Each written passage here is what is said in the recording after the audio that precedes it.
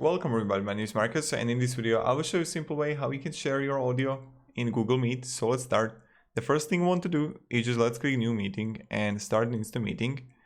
And you can see me right now. So what you want to do is let's go join now. And right now the way to share audio is when you're gonna click present now, Chrome tab, and you're gonna see right here, share audio. So right now, when I'm going to, I don't know, choose whatever,